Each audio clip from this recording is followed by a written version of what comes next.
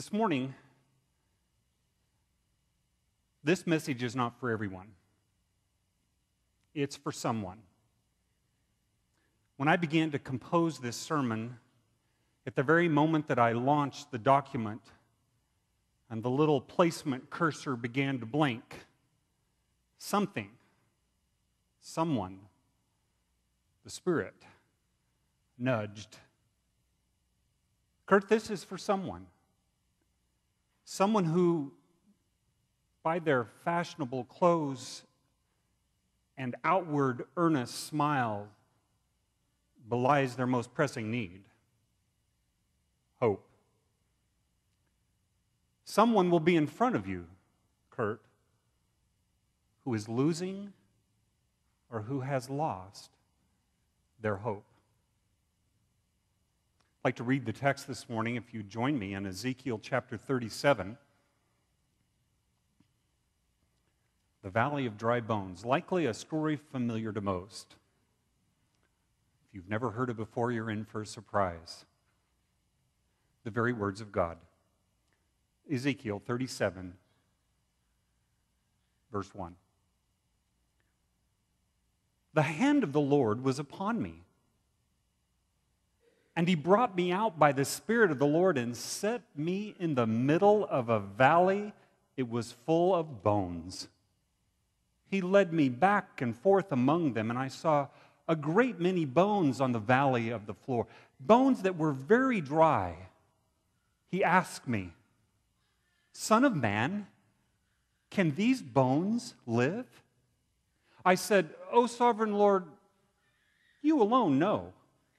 And then he said to me, "Prophesy to these bones and say to them, dry bones, hear the word of the Lord. This is what the sovereign Lord says to these bones. I will make breath enter you, and you will come to life. I will attach tendons to you and make flesh come upon you and cover you with skin. I will put breath in you, and you will come to life. Then you will know that I am the Lord." So I prophesied as I was commanded. And as I was prophesying, there was a noise, a rattling sound, and the bones came together, bone to bone. I looked, and tendons and flesh appeared on them, and skin covered them, but there was no breath in them. Then he said to me, "Prophesy to the breath. Prophesy, Son of Man, and say to it, this is what the sovereign Lord says. Come from the four winds, O breath, and breathe into these slain, that they may live." So I prophesied as he commanded me, and breath entered them, and they came to life and stood up on their feet, a vast army. And then he said to me, "Son of man, these bones are the whole house of Israel. They say, our bones are dried up and our hope is gone. We are cut off.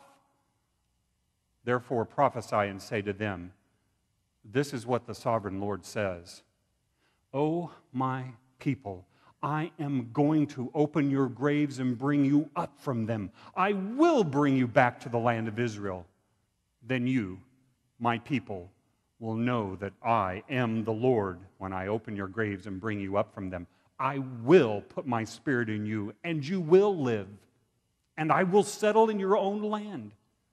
Then you will know that I, the Lord, have spoken, and I have done it, declares the Lord. You are good at what you do. I've been in your classrooms. I've been in your offices.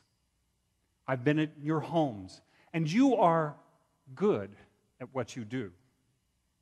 You're responsible and hardworking and loyal to all of your commitments. And it has earned you a good life. To look at you, no one would ever know that you have a problem. You tell yourself when you're around people who have problems that, well, I really have nothing to complain about. But for some, there is a sadness buried deep within you. For someone here this morning, it is buried so deeply that you don't even know about it. But in those unguarded moments when you're not busy, maybe as Greg begins the song and you're listening, those unbusy moments. Or maybe it's late at night and you can hear the clock. Or maybe it's while you wait at a stoplight that familiar old sadness returns. And the Bible claims that that sadness is not because of something that happened to you long ago. It has little to do with your parents or your siblings or your children or for that loss of what might have been. It has everything to do with your soul's longing to see the presence of God in your life. 600 years before Jesus was born, the holy city of Jerusalem fell to the Babylonians. And after destroying the city, the Babylonians carried into captivity all of the citizens of Jerusalem that you and I would call the middle class. And they joined other young, promising Jews already in servitude, like next week's Route 66 personality, Daniel. This week's Ezekiel was already in servitude in Babylonia, and it came because the king Nebuchadnezzar had come and raided Jerusalem 10 years earlier. And these Jewish exiles in Babylon were not kept in prisons with harsh or cruel treatment like a work camp. They actually enjoyed considerable freedom. They could marry. They could build homes. They could plant crops. They could engage in commerce. And since most of these exiles were, rather hardworking and industrious, some of them even became quite wealthy while in Babylon. In exile, they were free to assemble. They were free to elect their own leaders. And they were free to worship. Yet in spite of that freedom and in spite of that prosperity, the Jewish people had a hard time worshiping in Babylon. I mean, real worship. I mean, deep worship that some had become accustomed. And that was because they never got over the loss of the holy city and of the temple in Zion. It had created in them a great religious and spiritual crisis. They were not where they wanted to be. They were not where they were supposed to be. So they lived with a deep sadness that ran clear down to their bones. And as I have shared with you before from this platform, this sadness is vividly described in Psalm 137, which was written during the exile. They said, "By the waters of Babylon, there we sat down and wept when we remembered Zion. On the willows there, we hung up our lyres. How shall we sing to the Lord in a foreign land?" You know, I'm always amazed by this. When some people's lives have been interrupted by a great tragedy, the first thing they do is stop coming to worship. They hang up their lyres. They hang up their worship. I used to think it was because people were embarrassed. Embarrassed over the loss of a relationship. Maybe embarrassed over the loss of health. Oh, yes. Maybe embarrassed over the loss of a job. But I have discovered that more often the reasons that people stop worshiping is that they feel that they have lost their God. I mean, after all, how hard is it to stand in a group of people next to people who are worshiping and praising? How hard is it to stand next to someone like that? And that's really one of the tragic ironies of our soul. In the times that we need to worship most, it's the most difficult. So like the Jewish exiles in Babylon, we try to numb our spiritual pain in our lives by making our lives a little more comfortable in exile. We work hard. We collect a lot of things. We buy homes.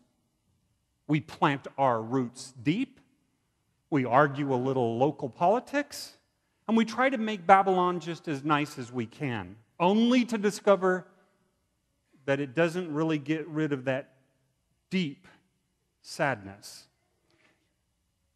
In life, you may have to live with grief. You may have to live with grief for a long time. You may have to live with a sickness. You may have to live with that endless search for just the perfect job. You may have to live with a broken heart for a long time. But that isn't precisely nor exactly what makes you sad. The nagging sadness, it settled into your bones on the day that you gave up trying to live for God while in Babylon. Maybe more plainly said, it was the day that you gave up trying to live with God, to have Him in your midst. Eventually, things got so cozy for the exiles that even after they were encouraged to go back to Jerusalem, they didn't want to go back. I call them the reluctant remnant, because the old dream of living in the Lord's presence had died, and it was deeply buried under piles and mountains of coping devices, be it comfort, prosperity, or that new challenge, or unrestrained food and drink. The old dream of living in the Lord's presence had died, and it's deeply buried under all kinds of coping devices. So one day,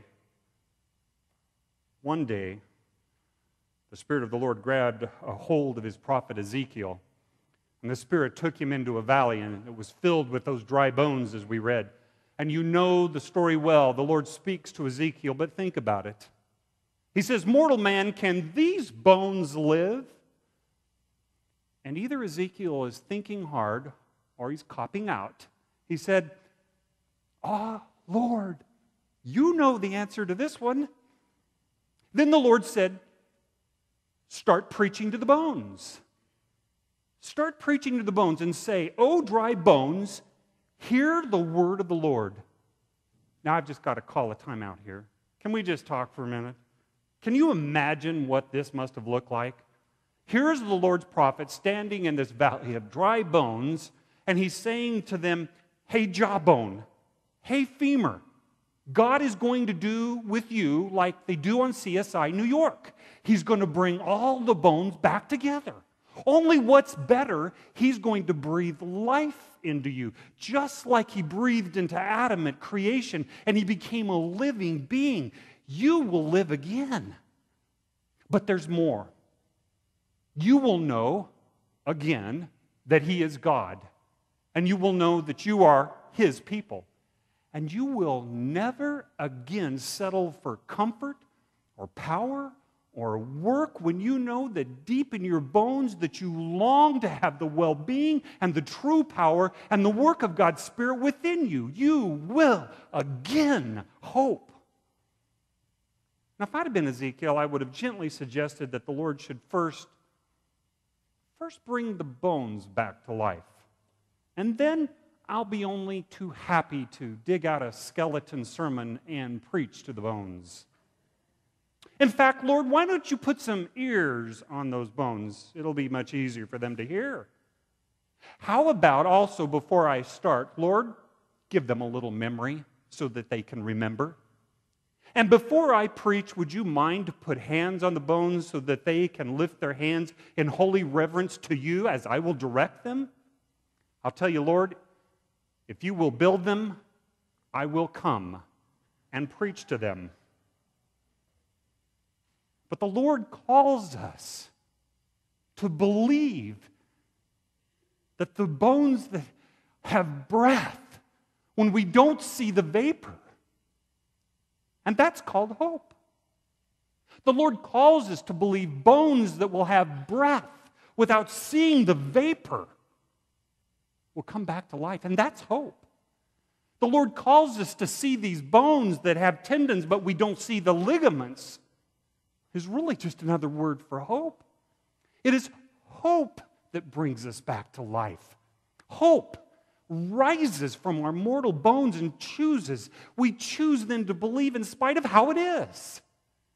In hope, hope proclaims that the way things look is precarious. We dare not fixate on the present.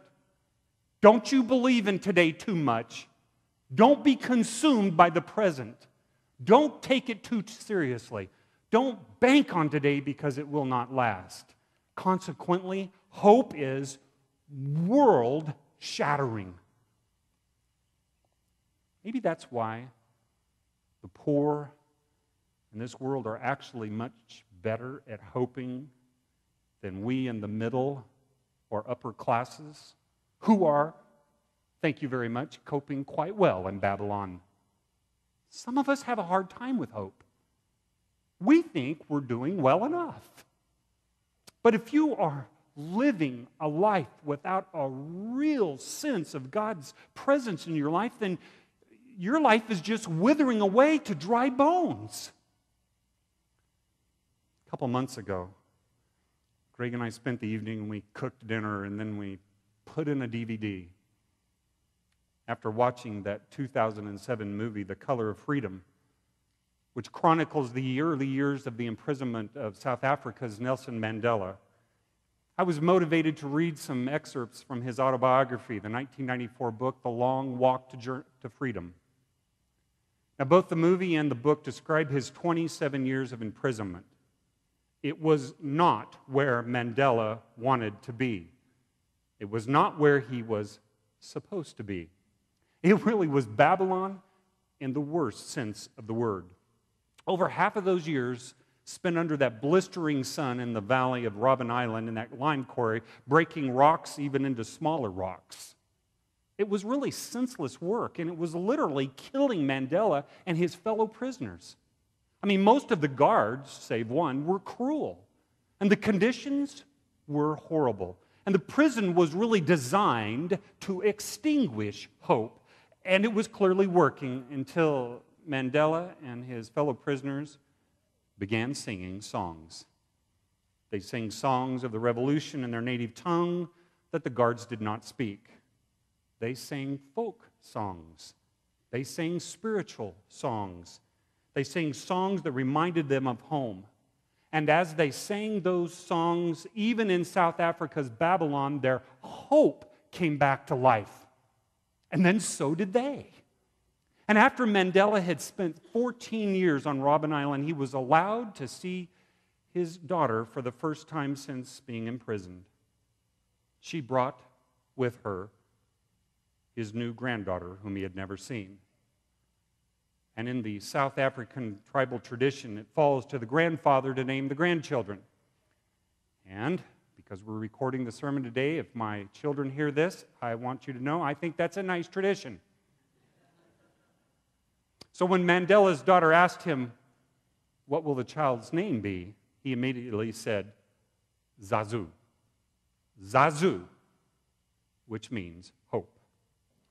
Nelson Mandela wrote, "The name had special meaning for me. The hope I found in prison never left me, and now it never would. I was convinced that this child would be part of a new generation of South Africans for whom apartheid would be a distant memory. That was my dream." Now think about this. When Mandela said this, there was no hope for him to be released. He was only halfway through his imprisonment. He had a long way to go. I think many would say, "Nelson, your life is without hope." I mean, he and his people were around him just walking dry bones. But you have to remember, as I said before, hope is world-shattering. Hope looks not at how it is, but it looks at God's dream for how it will be. Why does our church keep sending people, as we talked about last week on Mission Sunday, why do we keep sending people? And we do. And money and prayers to distant places like Madagascar and Honduras and Belize and many other places. Why? Why do we keep pouring out our little cup of water on those vast places that have become dry? Why do we do that? Why do we keep visiting the members who we call shut-in? Why do we keep going to the hospital when we have no miracle cures for pain? Why do we keep going downstairs and upstairs and across stairs and into living rooms for Bible study and worship? Why do we keep doing that when it's really so tempting to treat our despair in Babylon with the bagel and the Sunday newspaper and maybe look at recreation or maybe more work? Why do we do that? Because we will take our stand next to Ezekiel, proclaiming our hope, God's hope, to the valley of dry bones around us. Thus says the Lord, He will cause breath to enter you, and you will live. Would you please stand? I have more. I'd like to have the shepherds come forward, please. If you have lost your hope, these men know about that, and they know the direction to point. And when we're done in a few moments, I'm ending early enough that we can take a few and pray with you. All you have to do is come down. Likely someone next to you will follow. I say to those of you who have given up hope, you have given up dreaming a long time ago, accept the word of the Lord. Those of you who are in a comfortable routine, or those of you who think maybe your best years are behind you, or those who think maybe God has forgotten my little life, I say, arise from the heap of discarded dreams. Arise from the heap of those things. Arise to discover the Holy Spirit breathing in you and breathing you back into life. Arise to the life with a magnificent hope in Jesus. For God is not finished.